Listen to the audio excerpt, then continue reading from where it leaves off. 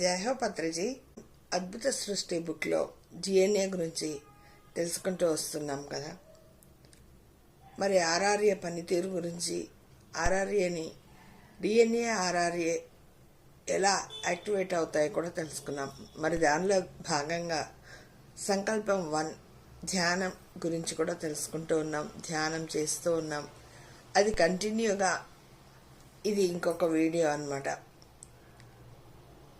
ఈరోజు కూడా మనం కొంత జ్ఞానాన్ని తెలుసుకుంటూ ఉన్నాం కదండి. మరి కాస్మోస్లోని ఈ విశ్వంలోని కాస్మిక్ హార్ట్ చక్రాతో కనెక్ట్ అవ్వాలి అనుకుందాం.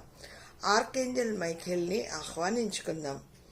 డిఎన్ఏ ఆర్ఆర్ఏ సభ్యులను కూడా ఆహ్వానించుకుందాం. నెంబర్ 1, నా సహస్రార చక్రం ఓపెన్ చేసి విశ్వకాంతిని నా శరీరంలోకి ప్రవేశపెట్టండి అని వాళ్ళని రిక్వెస్ట్ చేద్దాం. ఈ కాంతి శరీరంలోని ప్రతి అణువు పరమాణు స్థితులలోకి వెళుతున్నట్టు భావిద్దాం. ఈ కాంతి అణువు పరమాణువులోని ప్రతి డిఎన్ఏని రిపేర్ చేసి రీకోడింగ్, రీయాక్టివేషన్ జరగాలి అనుకుందాం. నెంబర్ 4, ఈ కాంతి డిఎన్ఏలో ఉన్న 12 అగ్ని అక్షరాలు పూర్తి స్థాయిలో యాక్టివేషన్లోకి రావాలి అనుకుందాం.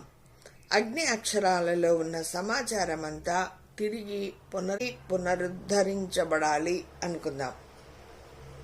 నెంబర్ 5, అగ్ని అక్షరాలలో ఉన్న సమాచారం అంతా తిరిగి పునరుద్ధరించాలి అని కోరుకుందాం.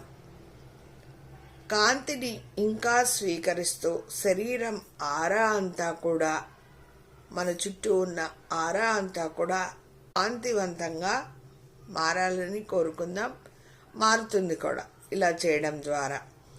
నెంబర్ 7, ఈ కాంతి ద్వారా 2 ప్రోగుల డిఎన్ఏ 12 పోగుల డిఎన్ఏ స్థాయికి పూర్తిగా మారిపోయింది.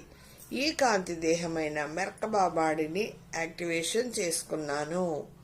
ఇందుకు మాస్టర్స్కు ధన్యవాదాలు తెలుపుకుందాం. మరి నెక్స్ట్ టాపిక్ వచ్చేసి లైట్ బాడీస్, కాంతి శరీర స్థాయిలు. కాంతి శరీరం అంటే నశింపు లేని దివ్యత్వం. ఈ కాంతి దేహం పొందటం అంటే తాను దైవంగా మారినట్లే.